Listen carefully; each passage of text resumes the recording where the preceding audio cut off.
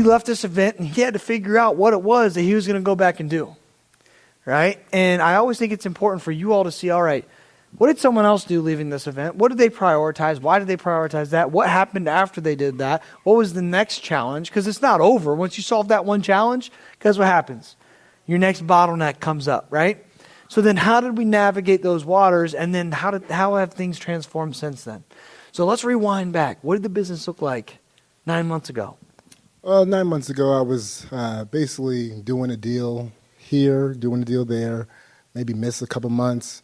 I was out doing marketing like bandit signs and driving for dollars, still door knocking, the free stuff. I had dabbled. Well, 9 months ago, I had already done the 4-week Accelerator. At that time, that's what gave me the courage to start doing marketing, such as the direct mail. Nice. And I had gotten my credit together with the deals I had done previously. So I took out some business credit, and I had some funds to do the direct mail. Nice. And right off that one direct mail push, I spent about $8,000 for 10,000 mailers to go out. I got 2 deals off of it, and that was without any type of sales process. That's just me doing the 4 pillars and being able to bring those deals home. Nice, man. So you started off, you were doing bandit signs, driving for dollars. Anyone doing that currently? I'm just curious by raising hands. Anyone doing that? Okay, so you guys are doing that. Anyone relying solely on free marketing channels right now, where you're not investing in any paid marketing? Okay, a few of you. Perfect. So you saw what about the 4-week gave you confidence in that? I'm just really curious to see. I guess Tiff had that the direct mail tracker. I guess it was the calculator. Yeah, the calculator. Exactly. Yeah. She's like reverse engineer how to get to 2 deals or 1 deal. I forget exactly what it was, but I put in my stats. It's like, hey, you need to send out 10,000 mailers to get a deal or whatever. So I'm like, all right, let's take a shot. Yeah, let's go. So now you knew what to expect. And then you could track your progress and stuff like that. Okay, so then you come to the 2-day, and what were you looking to gain at that point in time? So at that point, I had done some direct mail. I was saying I got some deals off of that, and I guess I was just I didn't know where to go. I was scattered brained. Like I was like, should I do this? Should I do that? Like I wanted to make it a consistent thing. Like I had done the direct mail with the check mailers. Then I tried to do the postcards. Then I tried to do the letter, and the postcard and the letter didn't return the result I was looking for. I'm like, there's more to this. And I just knew I just needed more information on how to get everything going the direction I wanted it to go. Got it. Okay. And at the time, you made the decision to jump into a small group, and you started working with your coach. So what were the first things that you and your coach started to work on? The sales process. Okay, so leaving the 2-day, that was the number one priority. That was the number one priority, to get me on a strict sales process and start tracking exactly what I'm doing on the day-to-day and, making sure that I'm on the trajectory of where I needed to be. Also, I was in the space where I wanted to, and honestly, the small group also gave me the confidence now that I had some type of grounding or backing to end up, quitting my W-2. Oh, nice. So like a week after I came back from the 2-day, I quit it, and I was like, let's do it full blast and let's just get it. That's huge. Yeah, that is awesome. So you mentioned tracking your metrics, and I think that's really broad. I think I know what you're talking about. What specifically were you tracking? It sounds to me like it was acquisitions. Was it acquisitions and marketing? Or it sounded like the main focus was acquisitions and understanding that behavior. Yes, the main focus was just focusing on the acquisitions aspect of everything, making sure that if a lead came, a closable deal that came in, I was able to close it, right? And they were just getting that entire process dialed in. So, throughout those first, 3-4 months is just totally honing in on that aspect of the business. Nice. Now, when you meet with your coach, you guys looking at your scorecard like that regularly? Exactly. Yep. What did some of those conversations sound like? So more recently, some conversations have been on I hired an acquisitions person in between this time period, and since then he's been basically a rock star. But something that came up recently, and when we were looking at the scorecard, where it was taking too many offers to get to a deal.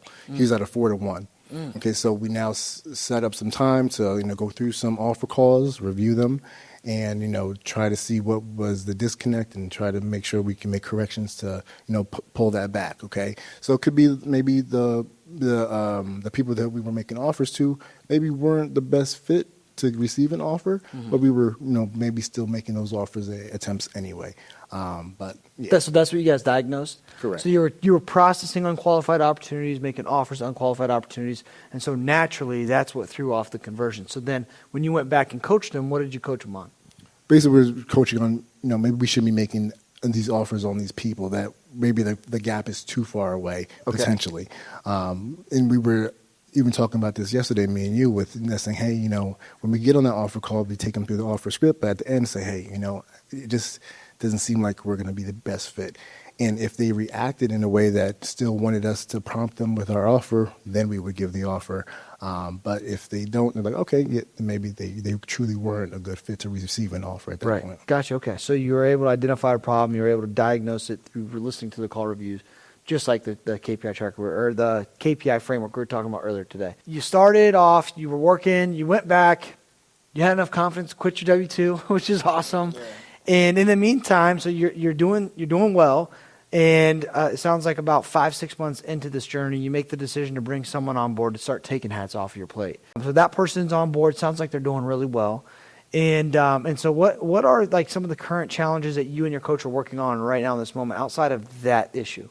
So outside of that, right now, we're just trying to rev me up fully into production mode. So we're trying to get him to be getting 5 deals a month. Right now he's about 2 to 3, but like he just started. So that's pretty normal. I think we're not too concerned about that. You're in your 30, 60, 90-day expectation ramp up. Exactly. And so we're just, bringing him on, looking at the KPIs, looking at the marketing dashboard or what have you that we have to see, if we're spending enough in marketing to bring in, just see if he has enough leads to be coming in so that he is able to hit his milestones that he needs to achieve on a month-to-month basis. Yeah, I was talking to Coach Mike Reed a little bit about like some of the things you guys are working on. You mind if I share some of that? Go for it. All right. I know. So you mentioned leads, right? And you got someone on your team and you want to make sure that you're providing enough opportunity for them to be successful. And he was sharing with me that one of the challenges that you guys have also been working on is you were running direct mail consistently, right? And I think, I don't know, is it 15,000 mailers that you're sending out a month? I sent out the last 15,000 once he came on board. I'm like, okay, he's on board now. I gotta hit it hard. I was doing about maybe like 8 to 10 when it was just me. Okay. And I was kind of afraid. I don't mean to say afraid, but I didn't want to do too much if I'm the only person there handling the entire business. Makes sense. That's new business coming in and trying to get all these deals to the closing table, right? So I'm like, but then when I knew I had someone coming in and he's going to be able to spend 40 hours a week on this full time, let's ramp it up. Okay. And I want to give him those opportunities. So I know you went and launched a newer channel, right? PPC. Correct. And so did you keep... It sounded like what had happened is you ramped up PPC, but then you dropped mail a little bit. I did do that. That was under the thinking that in the winter seasons is going to die down.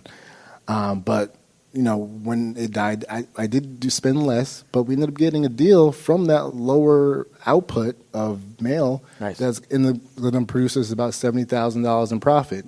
So I spent $4,000, I'm going to get $70,000. So that's a nice little ROI right there. Yeah, we like that. Yeah, heck yeah. Yes. Well, so the biggest thing though to really like kind of hone all this in is like you're tracking your KPIs, you identify problems, you're solving them quickly in acquisitions. You've been able to bring someone in and keep them on track. Then you're doing the same thing. You're tracking your success and your failures in marketing, and you're adapting it along the way. You're no longer flying blind in your business. So what has that done for you as a business owner? It just has put, more understanding of the business, basically. I'm able to see what's going on from a bird's eye view rather than being in the weeds and trying to claw my way out of it every day, every month, every week, or what have you, right? So it just basically like I said, gives you a whole lot more perspective of the business and wanting you to kind of give you the belief that all the money that you put into it is going to do nothing but increase it. So yeah. I got no, it's almost like unlimited. It's almost like a cash machine now. Yeah. That's how I feel about it. And it's just, like I said, the more you put into it, the more you're going to get out. And I just want to keep it going. As you were saying, being in the weeds, I couldn't but imagine like if I'm in water, I'm like trying to keep my head above water. It's kind of what it feels like when you don't have that type of infrastructure is what it sounds like for you. I know that's what it felt like for us. So yeah, 100%. Like when I first came on, I was speaking with Coach Bo. And even when I had my one-on-one session with him, it was me and my wife Tiffany. We're just I'm just sitting here babbling. Like I couldn't even tell him what I wanted or what I needed. But ultimately I knew I needed some direction. Tiffany knew I needed it too, and she was 100% on board with me doing this, and it's been nothing but up and up since. Nice, man. Well, that's awesome. You're putting in all the hard work. But I always like to end all of these with, if you could go back 9 months ago and share a piece of advice for you yourself back then, what piece of advice would you share to everyone here in this room? One thing. I said, bet on yourself. Boom. You know what that sounds like? I've heard that once before from her father. Changed our life.